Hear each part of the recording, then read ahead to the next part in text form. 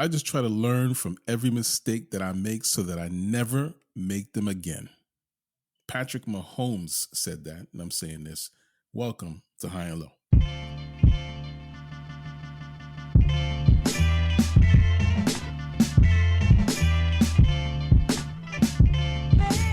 Good day and good night. Welcome to the High and Low Basketball Show, or the High and Low NBA Show. This is episode number 100 and Meta, aka episode number 196.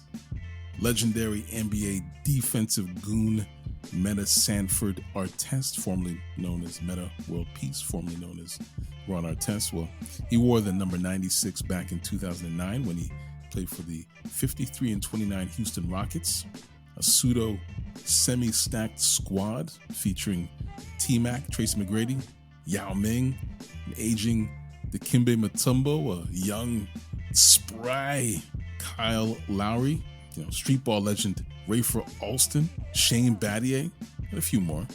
I call these Rockets pseudo because they look better on paper, but never managed to get to the finals. They lost to Kobe and the Lakers of Los Angeles in the second round of the playoffs that year. But back to Meta for a second. He predicted that Victor Wembanyama would eventually score over 100 points in an NBA game and break Wilt's alleged record, which is nice. But I think many people are starting to think that the real record is held by Kobe Bean Bryant when he dropped 81 on the Raptors. People need to see that 100-point game.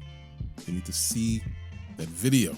Need evidence that actually exists. Release the footage. Whoa. What did you just say to me? Anyway, welcome to the show. My name is Ike Amaechi. I'm here with Ugo, the Sheik.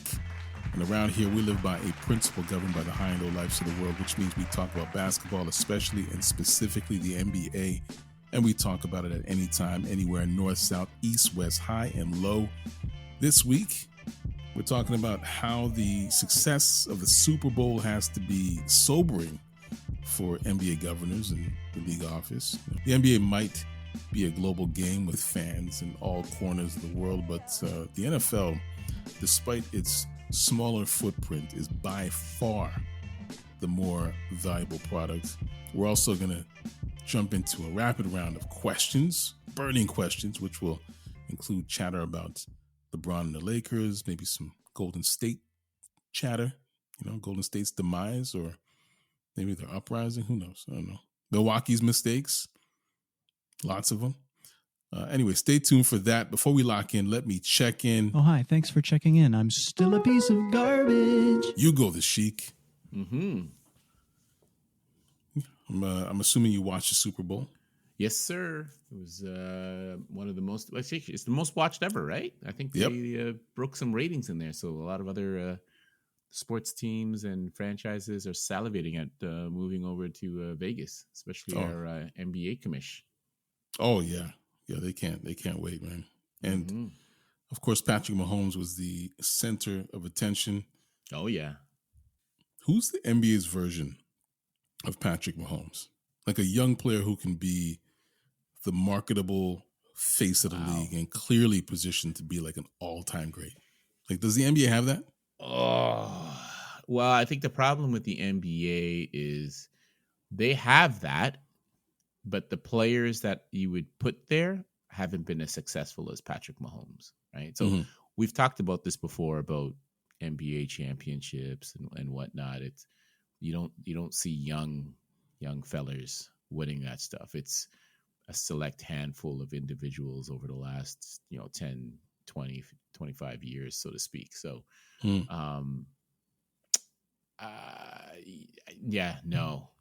I mean, I think Giannis would have had an opportunity had he won two chips by now at least. Yep. But no, he's only had that one, and that's starting to sound and feel like more of a aberration.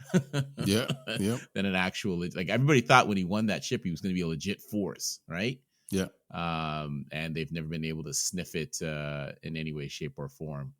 So yeah, I mean, there's a lot of young players, and NBA is really good at shining that light on their young players. But you would need the success of a Patrick Mahomes, and just that doesn't happen in the NBA. It doesn't. Yeah. Yeah, no, I totally agree with you. I mean, yeah, the short answer is really no one, right? I mean, Mahomes is a 3-time champ, Mm-hmm. 3-time Super Bowl MVP, Mm-hmm. 2-time MVP, and he's only 28 years old. 6 seasons, right? And he's gone to 5 Super Bowls already. 5 Super Bowls. Come on, Yeah. the NBA doesn't have that. I mean, No. this might be the most efficient Hall of Fame run we've ever seen. Yep. You know, Yep. like it's just all quality, no fluff, no fat. But you're right. I think Giannis would have been. I think Jokic is the other one. You know, they both won multiple MVPs, but again, like to your point, they don't have the same number of titles. You know, the Finals MVPs. Giannis, like you said, he can't even get back to the finals. Man, it's a struggle. Yeah. And then Jokic will probably be back in the finals, most likely. But he has no interest in being the face of the league. Like he's not. Yeah. Like Mahomes wants to be the NFL. You know, he's like, put it on my back. I got you. You know, Jokic is like, nah, I just want to go back to the farm. Jokic is the most un-MVP out there, right? Like it's almost like, yeah, thanks, whatever. Yeah, it's like, bro, like only a handful of people get 2 of these. You know, like what are you talking about? You know what I mean? Like, you know, I feel like his MVP trophy is like a paperweight. In his daughter's room or something like that. Yeah, I gave it to one of my kids so they could play with Butterby and the guy playing basketball. You know, like what? Dude, what are you talking about right now? You know what I mean? Yeah. So you know, even his championship ring, I bet he's not seen the light of day for like God knows how long now. No, you know what I mean? He forgot where he put it. Yeah, it's probably sitting on the top of the toilet seat, you know, the back part of it there. Shoot. Where you stack up your toilet paper. You're just like, I just put this here. Wow. I'm just trying to think, looking around the league. Maybe this potential with Shea Gilgeous-Alexander. I mean, Jason Tatum. Yeah, even Luka. Yeah. But they haven't won anything. That's it. That's the problem. Like that's a big difference, big problem there. Yes, that's the problem. You got to be on that platform. You got to be like, and I'll say this: NBA, baseball, hockey. It's hard to get to the end, the final game, the finals, whatever, World Series, whatever you want to, Stanley Cup, whatever you want to call it. Like, it's hard. I'm not saying football is easier, but in the end, it's hard. And you're playing multiple games. Yeah. Right? Where with football, it's like once you get the playoffs, win, you go, you keep going, you lose, you go home. That's exactly. It, right? Exactly. So that's what it is. I mean, the NFL, they're in a solid position with Mahomes. I mean, this might be the best case of succession ever. You go from Tom Brady to Patrick Mahomes. It's like smooth. My goodness. And a black quarterback. Who would have thought? Exactly. Yeah, exactly. Those guys can't throw. They're not smart enough to play the position. Yeah. Meanwhile. Exactly. Meanwhile, like, over half of the quarterbacks in the league are black. Hey, Ugo, I appreciate your time this week. Thank you for joining me. Listeners of the show, high and low lives of the world, thank you for joining us. Hope you're having a great week. And we're here another week, another episode, because if there's more NBA, there's always more high and low. This week in NBA history, Boogie went to Mardi Gras on February 20th, 2017. One day after the NBA All-Star game, Sacramento Kings All-Star big man DeMarcus Cousins, or Boogie Cousins, and his homie Omri Caspi, they were traded to the New Orleans Pelicans for Tyreek Evans, Buddy Hield, Langston Galloway, and one 2017 first-round pick and a 2017 second-round pick. At this point, Boogie was one of the best in the league, perennial All-Star, All-NBA selection. He was putting up big numbers every night, but the Kings weren't winning.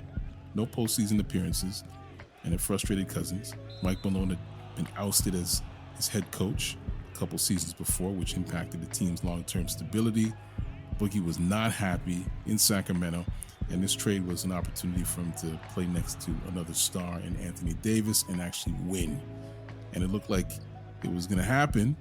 He hit the ground running, posting huge numbers for the Pelicans. He had the 10th 40, 20, 10 game in NBA history. Insane. New Orleans and their Twin Towers looked like a contender, and then disaster struck in January of that year when Boogie would tear his Achilles tendon and call it a season. He'd get another chance with AD and the Pels the following season and finally make it to the postseason, but another injury would take him out before being relegated from main character to NBA NPC status. Ouch. Oh, that hurts. I mean, hey man, he's never been the same since. Now that you said that, there's going to be GTA mods. They're going to have like Boogie Cousins just walking around and in Vice City. Hey, to see a superstar of that caliber, like remember when he joined Golden State, and people were like, "Whoa, Boogie Cousins, Golden State? Yeah, give him the chip." And he just he came off the bench and he get a spell for like 5 minutes to maybe score a couple baskets. He just give you flashes of who he used to be, but couldn't string it together for an entire game, and not enough to, to be that guy again. For some reason I feel like it's karma with him, but I don't know. I don't want to put that bad juju out there. You know what I mean? it's just... Oh man. That's all something for the NBA history nerds. Things are certainly happening in the NBA. So let's talk about it. Let's talk about something important. So we mentioned Super Bowl 68.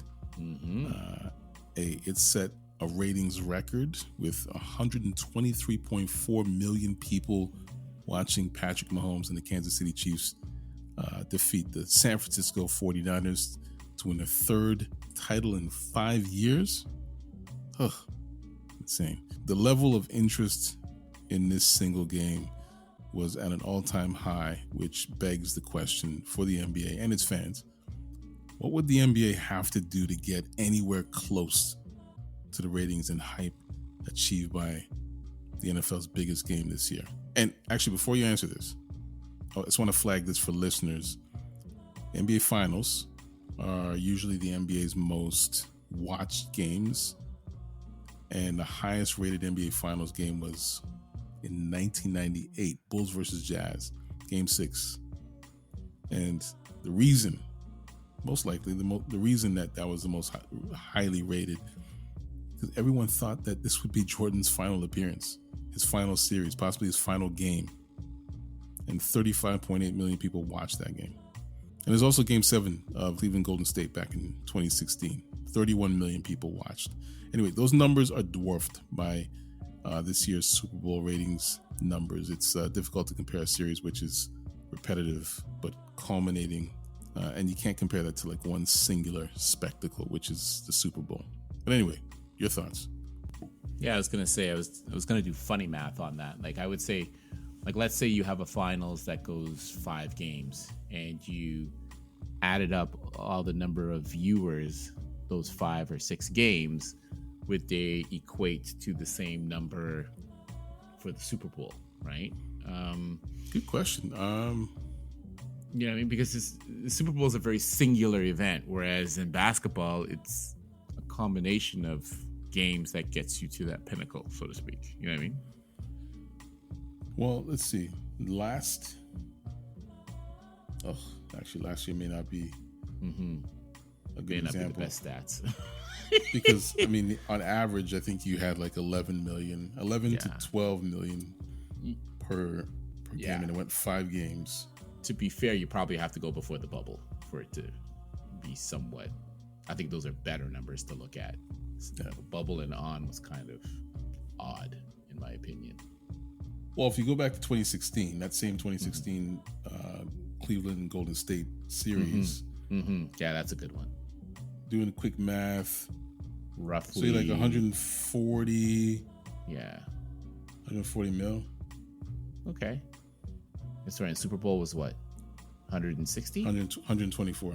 123.4. 123. Okay. So it's somewhat comparable. Like, I mean, I know the NBA would love to have a single game break 100 viewers, but I mean, if you're playing 5, 6, 7 games during the week, I mean, that's still a lot of attention that you have on those games from your fan base, and advertisers would probably appreciate that too, right?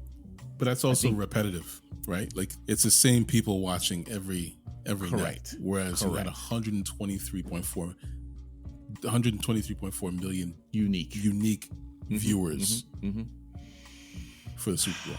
I think the only thing that the NBA could do, which they would never do, they would have to go to a format that's like a one and done. Yeah. And I don't think I just don't see them doing that. I just don't see it happening. You know what? Actually, I would love to compare that to college basketball March Madness and see what those numbers are. Yeah. But to your point, like doing the math on the series makes a lot of sense, because if you just think about it from an economic standpoint, it's the advertising dollars, right? Like how much money are they making per game? And then you multiply that, and the NBA is probably like, they're looking at, say, the cumulative amount of viewers for the week or for those 2 weeks. And if it's like 140 million, they're like, great, we win. The thing is that it costs money to have those games. You have to consider your overhead. Whereas with the Super Bowl, the NFL is just one game, right? If the NBA can go to a one and done format and pull in just as much in viewership and charge just as much in terms of advertising, correct, then I think that they would go for it, because it all comes down to money for the NBA. Well, if that's all y'all got, you don't want too much. The NFL has the perfect format, one game per week. I mean, they have to do one game per week. I think like 3/4 of the players in that league would be dead if they played multiple games per week, because the human body can only take so much punishment. Yep. But, and I think this year they benefited from the Taylor Swift effect too, right? So, big time. All right, you guys, what's next?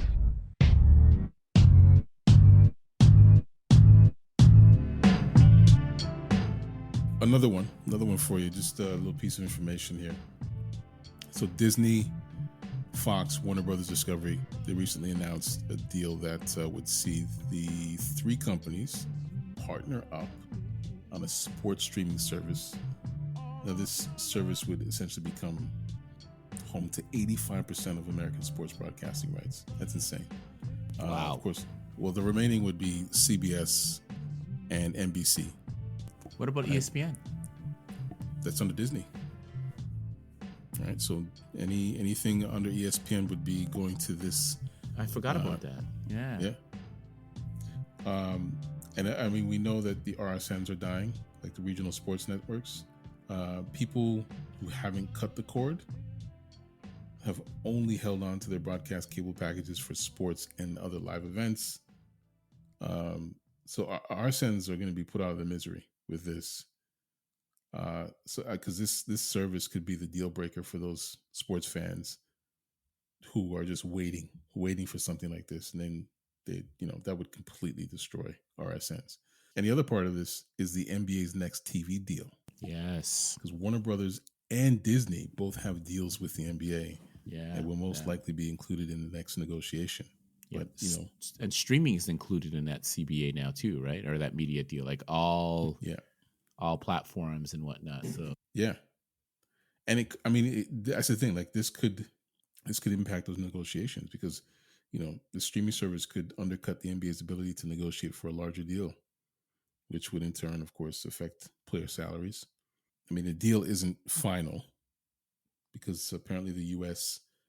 DOJ, the Department of Justice, is planning to scrutinize the deal over concerns that it could hurt leagues like the NBA or the NFL or Major League Baseball or the NHL. Yeah. The game doesn't change. So So would you sign up for the service if it offered the playoffs and the finals?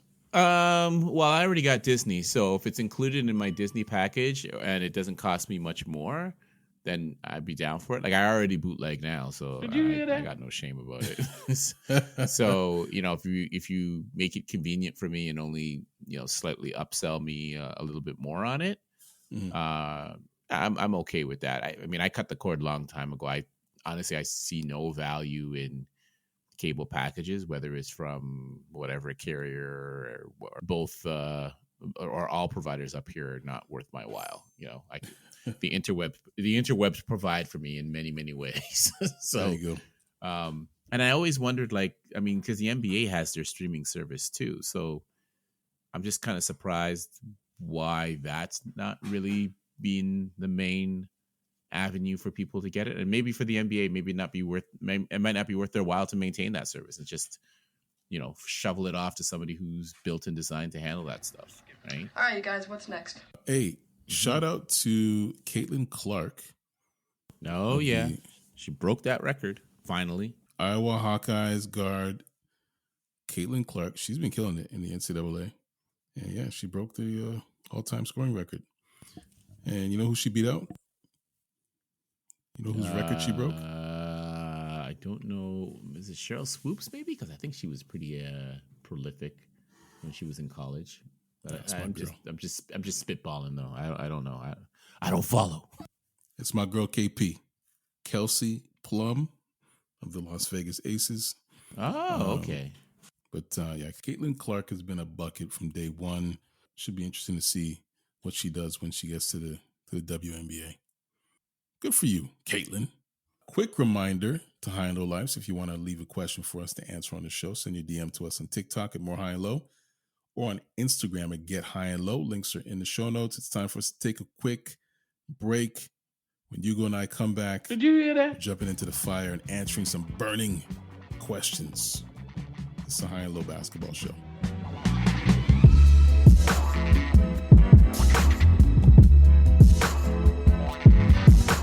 This episode of the High and Low NBA show was brought to you by Dame Time and the number 26, Steph Curry's three-point championship belt, Mac McClung's next 10-day contract, Jaylen Brown's D. Brown impressions. What are you talking about? What do you mean by that? Let's get back to the High and Low NBA show.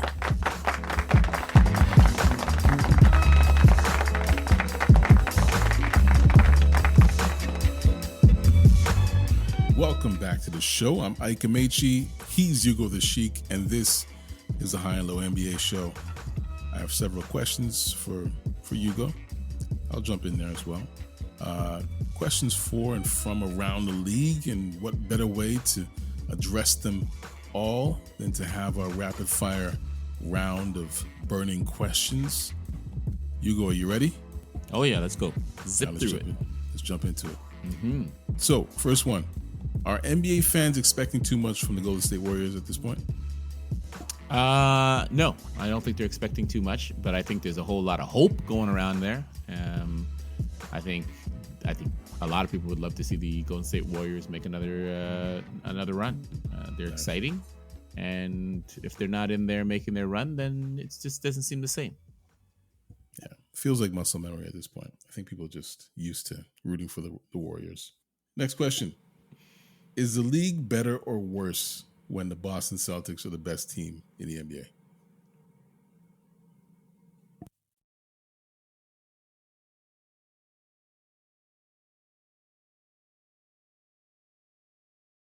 Oh, sorry. I was actually on mute. No, I was going to say, I think it's worse. Boston is boring. They're the most boring number one team in the NBA that I've seen in the longest time. Like, it's just kind of like, I've watched some of their games. There's zero excitement when I watch them. I'm not like, oh, look, Tatum. Oh, look, Jalen. Like, it's so boring. Like, it's not good for the league. It's not good for TV. It's not in any way, shape, or form. So I guess you could say the Celtics are the Patriots of the NBA. It's like no one seems happy to see them win, except for the fans in the New England area. At least with the Patriots, people will talk bad about them. Nobody's talking about Boston at all. Nobody cares. Maybe they have to win a title first. Then yeah, maybe that would help too. Yeah. All right. Shout out to Cambridge, Massachusetts. Sorry, I was going to say Boston is the equivalent of the Toronto Maple Leafs. Wow. Nobody's going to care until you win a chip. All right, not a hockey podcast. Oh yeah, my bad. Despite their record, are the Denver Nuggets still the title favorites? Yeah, they have that formula, and you're really gonna have to figure out a combo breaker on them. Like, I think they're doing it right. They're not trying to be the best team in the league right now. They're not trying to have that flashy, 72-10 record. They're just going about their business, and I think come playoffs, then they'll, flip the switch, so to speak. Yeah. If you were an NBA GM tasked with building a dynasty, would you rather center your franchise around Jason Tatum or Shai Gilgeous-Alexander? I'm going Shai. Mm-hmm. He's younger, talented. He's got a nice look. I beg your pardon? I could build a franchise around him. He just, me. I love that, and I know people hate it. I love the fit. I love the fit. I think he's somebody you can definitely market. I think he's somebody you can definitely use to attract players and fans alike.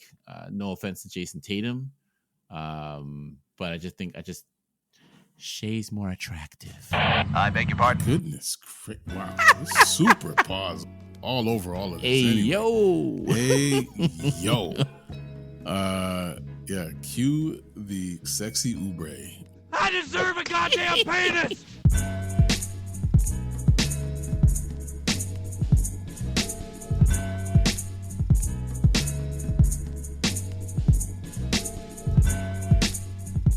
Did the Milwaukee Bucks go wrong with their decision to hire Griffin or sign Damian Lillard? Where'd they mess up here? Both. I mean, Griff. Listen, he's a great coach, but he was a first-time NBA coach. You cannot give him a person like Giannis and Dame at the same time and think he's going to figure it out. I'm sorry. You set the man up for failure. I don't think you should have got rid of him. I think you should have stuck with him at least a year, because since he's left, it's not like Doc has done much better, and it's not like this team has markedly improved. Like, honestly, if they make the playoffs, I think they're going to be a first round kick out. I can't see them getting to the second round. I'm putting that out there. They're third in the East. No, man, they're not right, man. They're not right. They're plumb for the picking. Wow. All right, you guys, what's next? Hey, should the Lakers tear it all down and build around a younger star? Oh man, if they could get their hands, I'm gonna expand on this. So if they could get their hands on Shai, like that would be just a great start for them. The Lakers, and I know Steven's gonna be mad at me for this, they're meandering.